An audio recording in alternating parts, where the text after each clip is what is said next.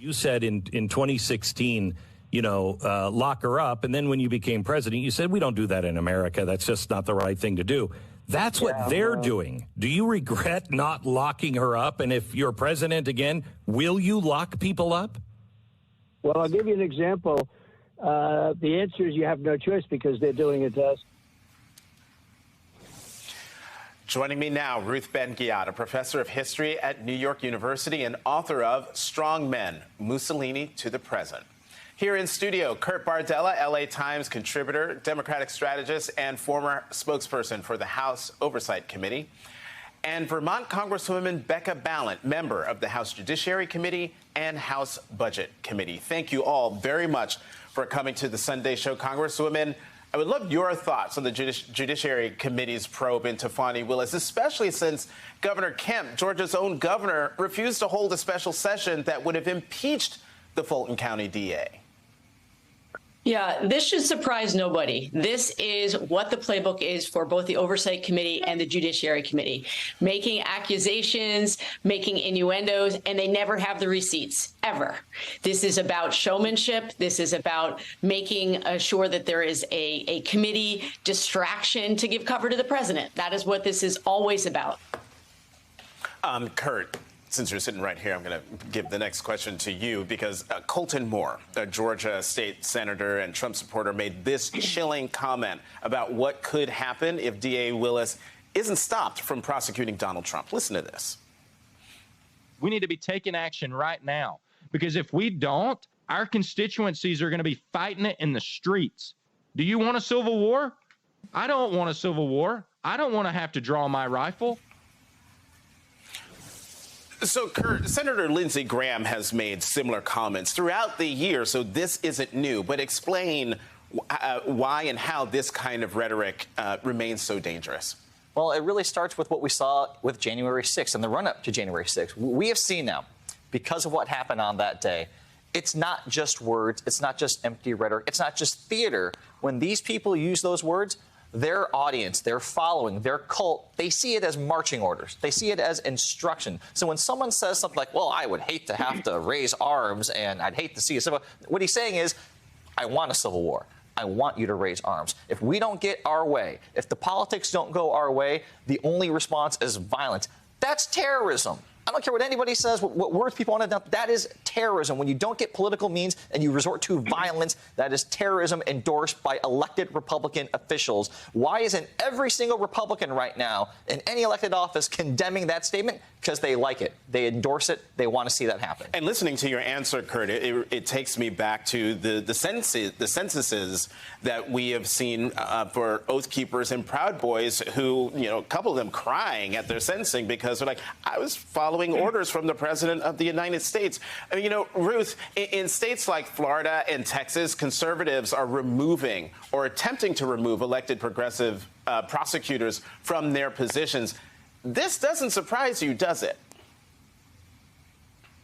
No, this is a party in not only in damage control mode, but in full-on panic mode and in destructive nihilistic mode. I mean, all the indictments, the shocking mugshot of their cult leader, Trump and his co-conspirators, and also, the prosecutions of Proud Boys operatives like Biggs, the lengthy sentences, they're not just a deterrent.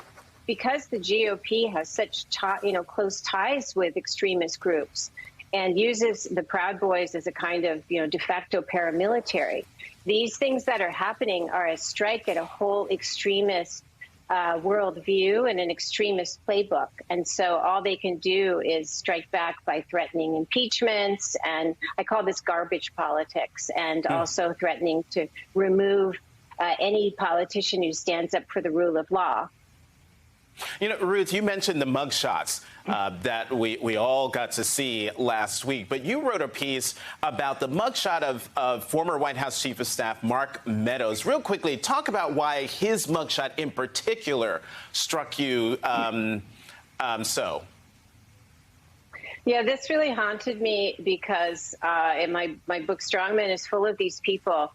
Trump specializes in cultivating people, making them loyal, making them complicit, but also leading them to do things they never imagined they would do, like have an assault on the U.S. Capitol, and then telling them that as long as they stay loyal, they will be safe, they will be beyond prosecution. So the shock in, as well as the anger in that mugshot, is someone who has realized that he is not indeed safe, and neither is his leader. Yeah, and if you haven't read it yet, there's an op-ed in the excuse me, in the New York Times today by Chris Whipple about how Mark Meadows is a danger for the country if President Trump gets back into office. You know, Congresswoman Balint, we're going to talk more about this in the next block, but Speaker McCarthy is telling Republicans, his Republican colleagues, that shutting down the government would make it harder to start the impeachment process for President Biden. What's he up to here? Yeah, so he's trying to use this as leverage because he knows the extremists in the conference are in charge. Marjorie Taylor Greene and others like her are the ones driving the train. And so what I want us to focus on, too, is not just people like Marjorie Taylor Greene, but all of the so-called, and I use so-called moderates who stand by and let this all happen, because those are the people we need to hear from. They know it's a farce.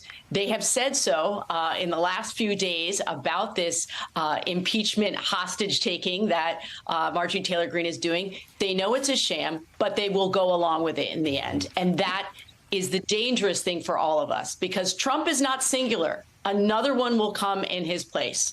If they don't deal with it now, they're going to be dealing with it from another leader who comes after him. Mm-hmm. And Kurt, on this impeachment talk, the potential of an impeachment inquiry and then a full-on impeachment, President Biden's White House, they've assembled a war room of 24 lawyers as an aggressive response to all this.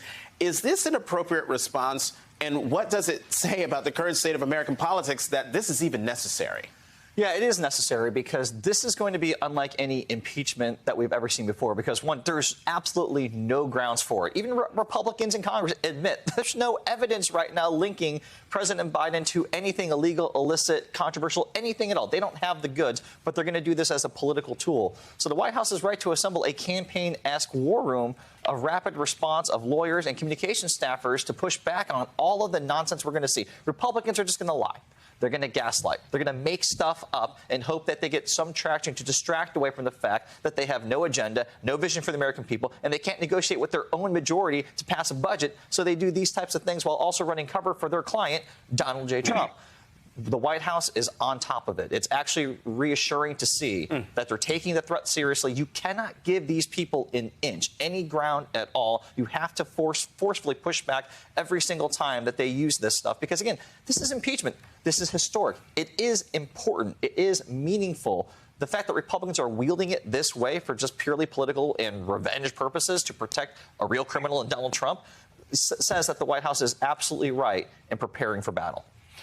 Ruth, real quickly, you know, we played at the top of this segment Trump's interview with Glenn Beck, where he said he's going to arrest his opponents if he gets back into the White House. Why should why should Americans take that kind of talk seriously? Because Trump means it. We have to take very seriously everything he says. If we had taken seriously his January 2016 comment that he could shoot someone, we would be in a better place right now. All right, my panel is going to stay with me, and we're going to continue this the conversation after the break. But you got to know this: I misspoke. The government shutdown could happen October 1st, not August 1st. Can you tell I'm just back from vacation? We'll be back after this.